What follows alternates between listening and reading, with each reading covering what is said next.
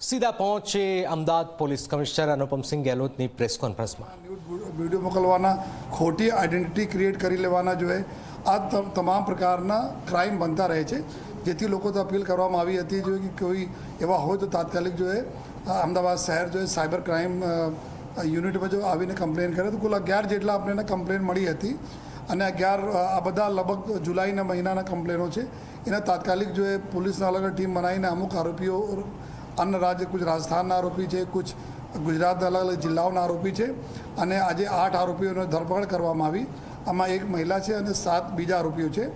આમાં આ વિગત અમે લોકો જો જ્યારે એનાલિસિસ કર્યા ત્યારે ખબર પડી કે આ લોકો જો ખોટા એક કોઈ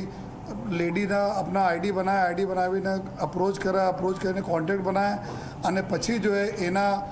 ગમે તેમ કરીને એના જો સિક્યોરિટી ફીચરના અભાવને લીધે જો આ લોકો એના હેક કરીને એના બધા ફોટોઝ, વિડીયો, મોર્ફ વિડીયોઝ અને ન્યૂડ વિડીયોઝ મોકલવાના અને પછી જો એના ધમકાવવાના કે તમે અગર એટલા પૈસા નહીં આપશો તો તમારે અમે વાયરલ કરી દઈશ. અમુક કેસીસમાં અમે લોકો જોયા કે જ્યારે ખબર પડી કે ઘણા બધા કેસીસમાં એના રિલેટિવ આરોપી તરીકે હતા કે અંદર એકબીજાને ડિફેમ કરવા માટે જો અલગ ખોટા આઈડેન્ટિટી બનાવીને કરતા હતા. અમુક કોઈને લગ્ન તોડાવી નાખવાના હોય, કોઈ સાથે પહેલે જો મતલબ કોઈ અફેરમાં હોય, અફેર તૂટી ગયા હોય, એના બીજા જગ્યાએ લગ્ન થતા હોય તો એના જો ટાર્ગેટ કરીને કેવી રીતે જો એના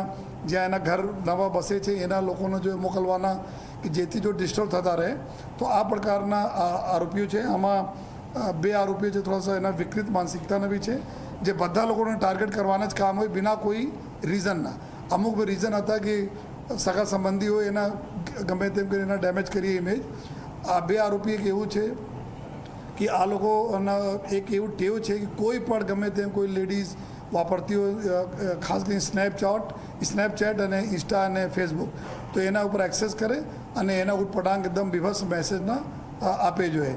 તો આ પ્રકારના બી આરોપીઓ છે અને આરોપીઓને અમે પ્રોફાઇલ જોયા તો લગભગ જો એક તરફ બોલે તો આભળ જેવું લોકો છે આ. લેકિન આ ઇન્ટરનેટ પર સર્ફિંગ કરતાં એક્સપર્ટાઇઝ કરી લીધા છે અને આ પ્રકારને એક હોબી બનાવી લીધા છે. તો એના ધ્યાનમાં રાખીને જો અમે એક અપીલ પણ કરીએ છીએ કે અમારા જે બી કોઈના તકલીફ પડતી હોય, જેના બી કોઈ આ પ્રકારના સાયબર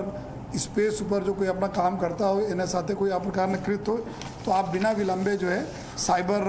અમારે ક્રાઇમમાં જો આવીને રિપોર્ટ કરો અને એને જ ધ્યાનમાં રાખીને કે એકદમ સિક્રેસી રહે, આપણા બહેનોને સિક્રેસી રહે. તો એક અમારી મહિલાઓની જો અમારી ટીમ છે, મહિલા ઓફિસર્સની ટીમ છે સાયબર ક્રાઇમમાં જો આમાં 10 લોકોને એક ટીમ બનાવવામાં આવી છે જેમાં હેડેડ બાય એક પીઆઈ ડીબી વરવડિયા અને પીએસઆઈ ડીએન જાડેજા, એના સાથે 8 બીજા અમારા પોલીસના અમારા જો મહિલા કર્મચારીઓ છે જેના નામ સાયબર રક્ષકા સ્ક્વોડ તરીકે અમે રાખીએ છીએ. એના જો નંબર્સ, ડિટેલ બધા અમે મીડિયામાં શેર કરી દઈએ છીએ આપના માધ્યમથી, બીજા અમારા બહેનોને ખબર પડે. અને કોઈ પ્રકારની તકલીફ હોય તો સંપૂર્ણ ગુપ્ત રાખીને જો એના અમે લોકો કામ બી કરીએ જોઈએ અને આ પ્રકારની ક્રિમિનલો છે એના બચાવીશ પણ જોઈએ. બસ એટલે જ અમે ખાતરી આપીએ છીએ કે આપને સંપૂર્ણ આઈડેન્ટિટી અમે સિક્રેટ રાખીશ. આપ ટોલરેટ નહીં કરો અને કોઈ પણ અગર આપને સાથે આ પ્રકારના આપને ઉપર વોચ રાખીએ, જેના અમે સાયબર બુલિંગ, સાયબર જો સ્ટોકિંગ બોલીએ છીએ જો ટેકનિકલ વર્ડમાં જોઈએ, કોઈ બી કરતા હોય તો આપ ઇમિડિયેટલી અમે કોન્ટેક્ટ કરો, અમે પૂરી એના ઉપર કાર્યવાહી કરીશું. મહિલાઓને પણ શું આપણે કહેવા માંગશું કે શું ધ્યાન રાખવું સોશિયલ મીડિયા ઉપયોગ કરતા સમયે? અમે સોશિયલ મીડિયા જેટલા બી કેસીસ થયા એના એનાલિસિસમાં અમે લોકો જોયા કે એક તો એકદમ અનસિક્યોર્ડ જો એના પ્રોફાઇલ રહે છે અને આ લોકો જો એકદમ જો બી આઈડી પાસવર્ડ વગેરે રહે છે, પાસવર્ડ બી તો બહુ ચાલતા રહે છે, મતલબ ઇઝીલી જો એના ઓપન બી કરે, કોઈ એક્સેસ બી કરી લે અને કોઈ અનનોન લોકો કોઈ રિક્વેસ્ટ મોકલે તો એના એક્સેપ્ટ કરી લેતા હોય છે. કોઈ બી ડીપીમાં એવા ફોટો મૂકી દેતા હોય તો અમુક લોકો એનાથી અટ્રેક્ટ થઈને એના સાથે કોન્ટેક્ટ કરવાના ચાલુ કરી દેતા હોય છે. આપની પર્સનલ ડિટેલ લોકો શેર કરવા લાગે છે જો તો આ પ્રકારના ચીજોને નહીં કરવા જોઈએ. આપ જેટલા આપના જેના ઓળખો છો, આપના દોસ્ત હોય, આપના રિલેટિવ્સ હોય, આપના મિત્રો હોય, એના સાથે જો આપને કરવા જોઈએ. અનનોન લોકો સાથે જો આપ એવોઇડ કરો જોઈએ એવી અમે બધા રિક્વેસ્ટ કરીએ છીએ. અને એના સાથે ઘણા બધા અમારા એક ગાઈડલાઇન્સ બી છે જો આપના માધ્યમ તમે ગ્રુપમાં નાખીશ, આ લંબી છે, જેથી લોકો શું કરવા જોઈએ શું નહીં કરવા જોઈએ તો થોડા सा પ્રિકોશન રાખે. અને બીજા ઘણા બધા કેસીસ અમે લોકો એવું જોયા કે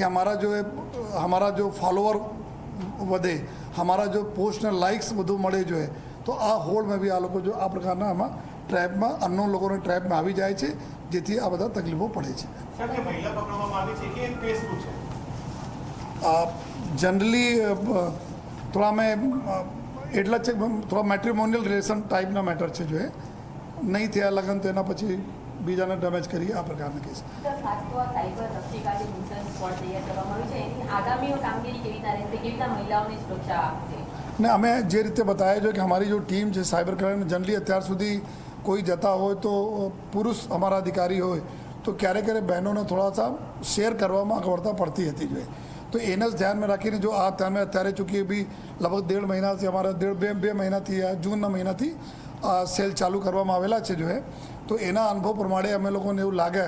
કે આ એક્સક્લુઝિવ બહેનો માટે અલગથી સ્ક્વોડ હોવા જોઈએ જેથી આ લોકો ખુલીને શેર કરી શકે આપણી સમસ્યાઓ તો એના માટે આ જો 10 જેટલા અમારા લેડી ઓફિસર છે એના એક સાયબર રક્ષિકા સ્ક્વોડ એના સ્ટાર્ટ કરવામાં આવી રહ્યા છે સાહેબ અત્યારે જે ફરિયાદો છે એમાં કોઈ ફરિયાદમાં બહુ વધારે પૈસા આપી દીધા બ્લેકમેલિંગ નોકરી છે? અને આમાં જો એક્સ્ટોર્શનવાળા એક કમ્પ્લેન છે અત્યારે પૈસાના નથી અત્યાર સુધી અમારે તો આરોપી લઈ આવ્યા છીએ કે ફરિયાદી તરફ તો ના છે લેકિન આરોપીને પૂછપરછ ચાલુ છે અને બાકી કેસીસમાં પણ ડેમેજ કરવાના એના આશય હતા કે એના સોશિયલી ડેમેજ કરી દઈએ આ પ્રકારના મેટર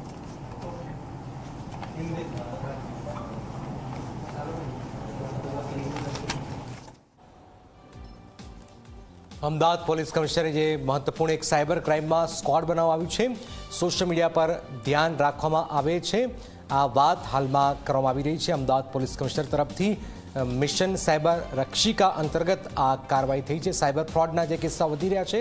8 આરોપી પૈકી 2 આરોપીઓ સંપૂર્ણ વિકૃત માનસિકતા ધરાવે છે.